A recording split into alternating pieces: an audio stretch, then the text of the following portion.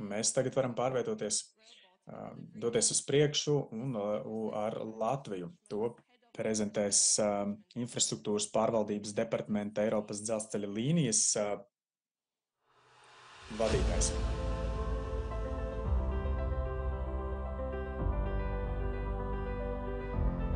I joined the Rail Baltica project as part of the team that won the competitive tender for the design and build for the Riga Central Station project. And now we are designing and building for the last few years the central station in Riga. My role in the project is a design and quality manager, so I was in charge of getting the design fully completed, coordinated and approved for the Riga Central Station and the embankments next to it, as well as the bridge over Daugava River. And now I'm in charge of quality control and compliance with the design during the construction period. For the construction, you can see currently behind me the installation of the feet of the arch of the station, which will be the support structure for the roof and the highest point of the station that will be built in the next coming weeks.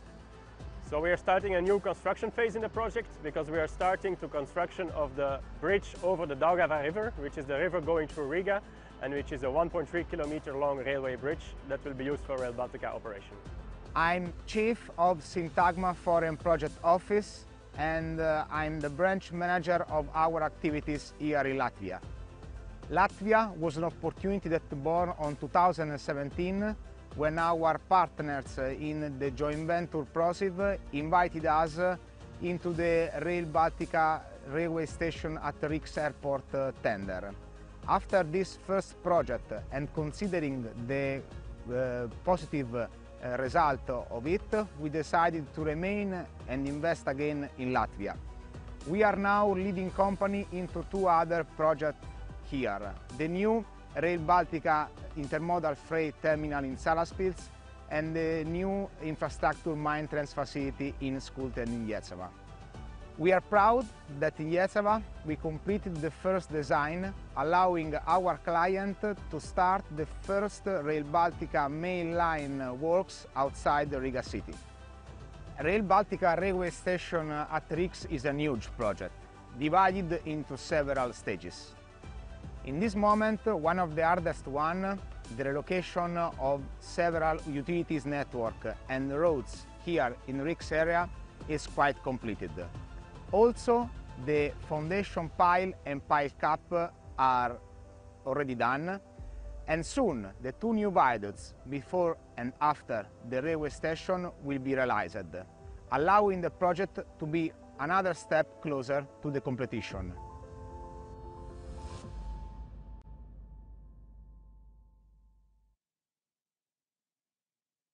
Hello, my name is Gus Sašmanis.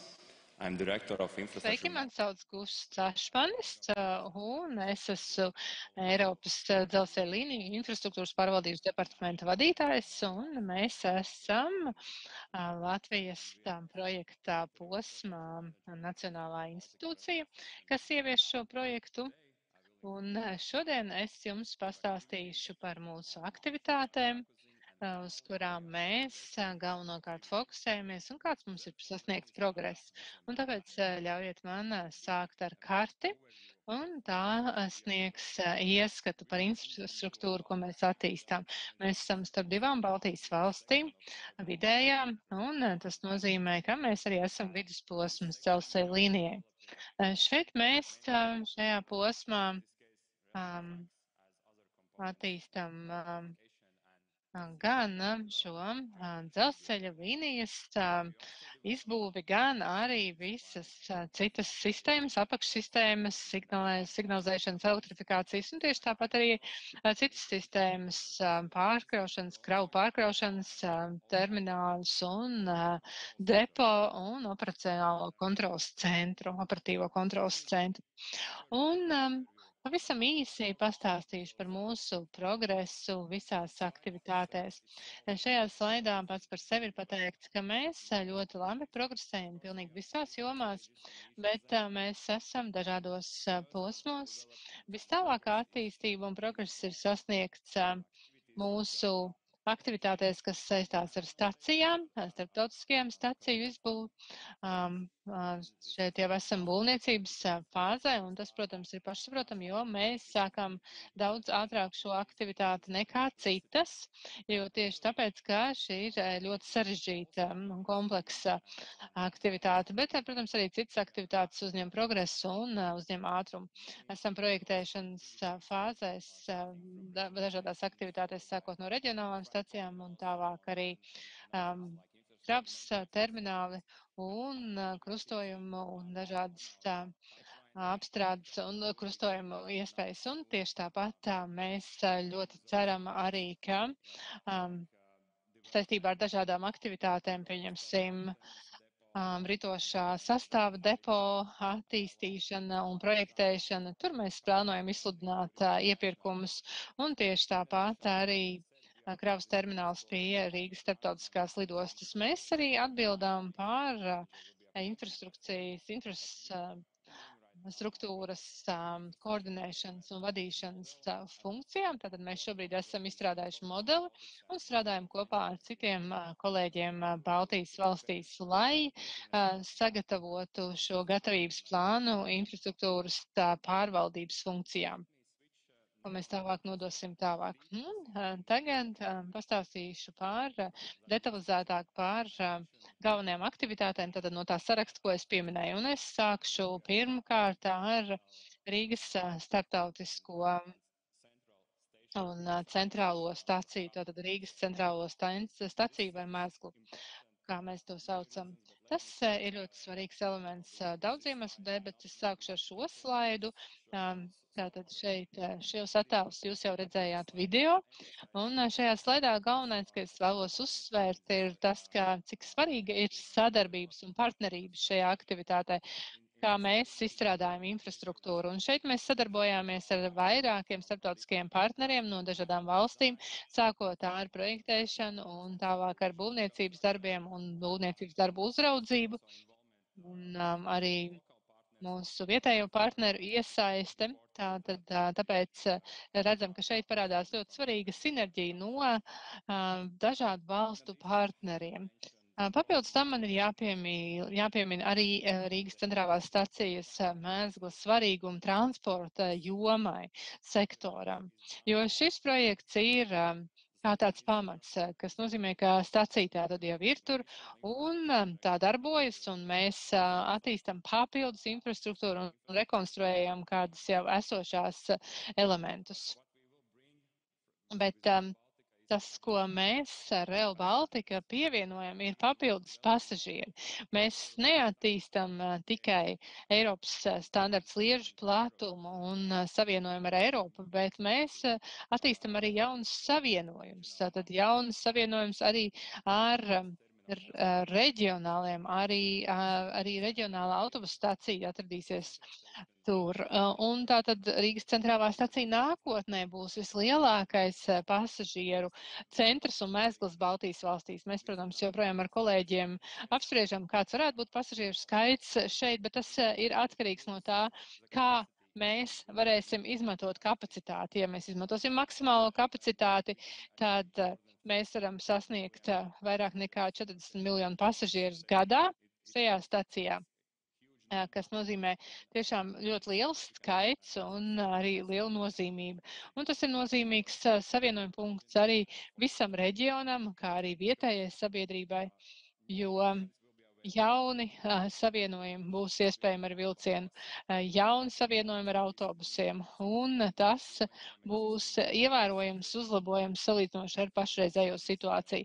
Tādējādi tas ir ārkārtīgi svarīga aktivitāte mums un visam projektam un visai transporta sektoram. Šeit jūs varat redzēt vairākus attēlus no būvniecības, būvlaukuma, un ar šo mēs sūtām arī papildus vēstījumu par to, ka šai stacijai atnesīs un jau maina kopējo ainavu. Šeit mēs to apzināmies, ka tas arī ir ļoti svarīgi vietējai Rīgas ainavai, Rīgas pilsētai, un tiks uzlabot ne tikai pati stacija, bet arī visa apkārtējā teritorija.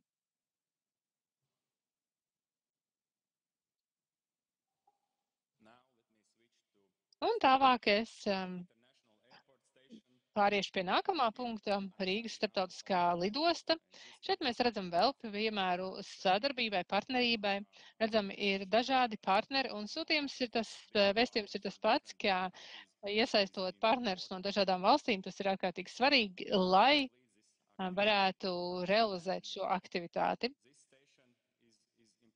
Šī stacija ir svarīga visam reģionam un vietējai transporta sektoram no atšķirīgas perspektīvas, jo šī stacija nodrošinās pakalpojumu, kas mums šobrīd vēl Latvijā nav pieejams, un arī reģionālajā perspektīvā šīs lidostas un dzelzceļa savienojums. Un šis pakalpojums, tātad dzelzceļš, kas attiek no lidostas, šobrīd nav mums pieejams līdz šim, un tas tiks nodrošināts, un tas ir mūsu mērķis.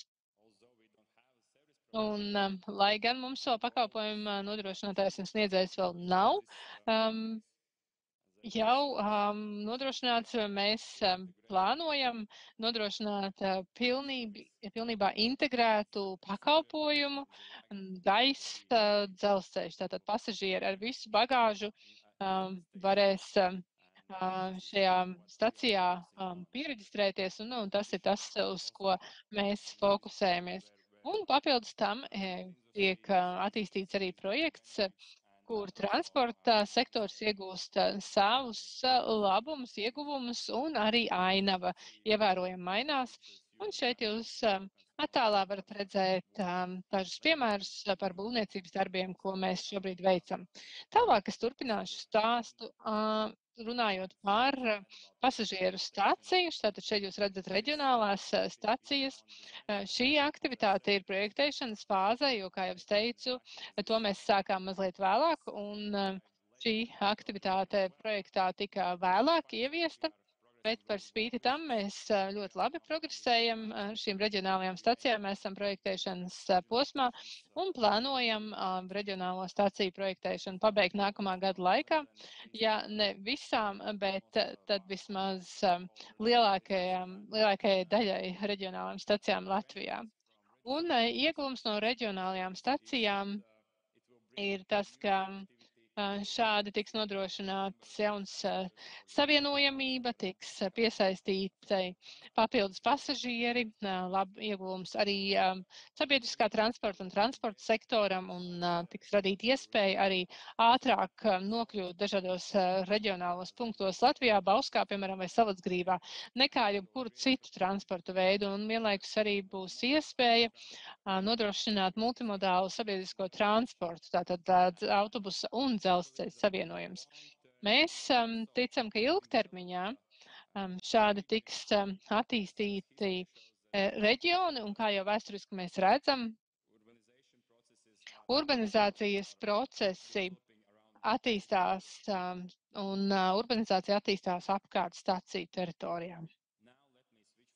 Tālāk tagad no pasažieru stacijām es runāšu par kravas termināliem un informēšu par Salaspils kravas terminālu. Šis ir ļoti svarīgs no dažādiem skatu punktiem. Vissvarīgākais ir saistībā ar to, ka šeit tiks nodrošināta dažāda modalitāte šīm kravu piegādājumiem. Tātad pirmkārt ceļš, dzelzceļš vai arī starp divi tipa dzelzceļiem, sākot no esošām dzelzceļa platuma un savienojums ar Eiropas standarta platumu šajā terminālī. Šajā terminālī mēs varēsim nodrošināt kravu pārsūtīšanu starp šiem diviem dzelzceļa tipiem un arī savienojumu ar ceļu transportu. Mūsu plāns ir šeit strādāt ar konteineriem, varamkravām un arī nodrošināt citus iekļaušanas pakalpojumus. Tas ir ļoti svarīgs uzlabojums visai jomai, sektoram. Ne tikai tas, mēs plānojam arī papildus pakalpojumus, konteineru noliktavas, novietošanas vietas, labošanas vietas, un ļoti daudz svarīgi pakalpojumi būs nākotnē pieejami šajā teritorijā. Un tas ir tas, kur mēs šobrīd strādājam. Tālāk pastāstīšu par infrastruktūras uzturēšanu un informēšu par infrastruktūras uzturēšanas opcijām un iespējām. Šobrīd mēs strādājam un esam izstrādājuši projektēšanas posmu vienā no tiem, un tās tad ir Iecavām, tātad mums ir jau būvatļauja Iecavai, un ceram arī pabeigt projektēšanu šai infrastruktūras telpām Skultē, un tas jau pavisam drīz notiks. Kāpēc tas ir svarīgi? Tātad pirmkārt būvniecības darbiem, tātad priekš būvniecības darbiem šī būs bāzes noliktava būvmateriāliem, un kad būvniecības darba beigsies, tad šīs ēkas sāks kalpot tās pamatmērķiem, būt par uzturēšanas nodrošinājuma ēkām, tātad dažādas gan ritošās sastāvi, gan arī dažādas citas lietas, kas ir nepieciešamas funkcionalitātei un dzelzceļa kustības nodrošināšanai. Pēdējais, bet ne mazsvarīgākais slaids no manas puses ir par infrastruktūras uzturēšanu un vadīšanu, un tā ir mana galvenā atbildība šajā Latvijas posmā. Man ir jāatzīst, ka šobrīd mums vēl nav tādi kā fināla lēmumi par infrastruktūras vadīšanu, bet es gribu informēt, ka mūsu galvenais mērķis ir nodrošināt nevainojamu savienojamību nākotnes dzelzceļa lietotājiem. Tātad gan dzelzceļa uzņēmumiem, gan pasažieriem, gan citiem infrastruktūras lietotājiem. Lai to sasniegtu, mēs esam izveidojuši ekspertu grupu un strādājam ciešā sadarbībā ar kolēģiem no Lietuvas un Igaunijas. Un mēs zinām, ka par spīti tam, ka šis lēmums tātad vēl nav pieņemts par to, kas nodrošinās šo infrastruktūras vadību, tomēr mums jau ir jāizstrādā dažādi modeļi dzelzceļa infrastruktūrai, un tieši tāpēc mēs strādājam pie dažādiem kopīgiem principiem saistībā ar satiksmes vadību, drošības vadību, saistībā ar piekļuvēm un lokāciju kapacitāti. Līdz šim mēs esam izveidojuši jau rokas grāmatu darbības gatavībai. Mēs to veicām kopā ar kolēģiem, ko jau pieminēju, no Lietuvas un Igaunijas, un uzņēmumiem, kas ir atbildīgi par to, un arī ar RB Rail kopuzņēmumu. Kāpēc tas ir svarīgi? Tātad pirmkārt vadītājiem saprast, kas ir nepieciešams darīt, lai nodrošinātu šo operacionalitāti no pirmās dienas, kad darbi tiks pabeigti. Bet tas ir ne tikai viņiem, tas ir arī visām iesaistītajām pusēm, lai saprastu, kas ir nepieciešams, lai palielinātu informētību par Rail Baltica projektu un kas ir nepieciešams, lai uzsāktu darbību un operativitāti. Tātad šeit šī rokas grāmata ir plānota daudz plašākai grupai, ne tikai vistiešākajā veidā iesaistītiem šiem dzelzceļa pārvades un ar to saistītiem uzņēmumiem. Tas nu viss no manas puses. Liels paldies! Liels paldies, Gust! Ir lieliski redzēt, ka jūs pabeidzāt ar tādas pašas nots, kā transporta ministrs minēja. Šī gatavība, operacionālā gatavība ir atslēgas faktors visam projektam. Un lieliski redzēt, ka visi sadarbojas un esam uz viena viļņa. Saņēmām no slaido vairākus jautājumus, kas ir specifiski Latvijai. Un mums iespējams būs iespēja visus tos atbildēt. Latvijā Rail Baltica būvniecība notiek Rīgas centrā. Līdz ar to šiem būvlaukumiem mēs varam sekot līdz, kas notiek. Kas būs tālāk? Tātad jautājums, kas būs tālākie redzamie būvdarbi? Jā, paldies par jautājumu. Sākšu ar aktivitātēm, ko es jau pieminēju. Tātad infrastruktūras uzturēšanas. Šīs ēkas iecava ārpus Rīgas ir tā, kur mums jau ir būvatļauja un būvdarbi sāksies, ko līdz tiks parakstīti būvniecības līgumi. Tad papildus aktivitātes, kuras man ir jāpiemina, kas arī būs Rīgas centrā. Ņemsim tilts pāri Daugavai. Tur esam gatavi jau uzsākt būvdarbus, tie jau ir sākušies, bet iespējams, ka tur vēl nav redzams. Redzamie būvdarbi sāksies pavisam drīz, novembrī vai decembrī. Labi, STS tehnoloģijas to uzdod jautājumu. Vai tiek iekļauta arī vagonu mazgāšana un citi uzturēšanas lietas, tātad skultēji jūs runājat. Jā, liels paldies par šo jautājumu.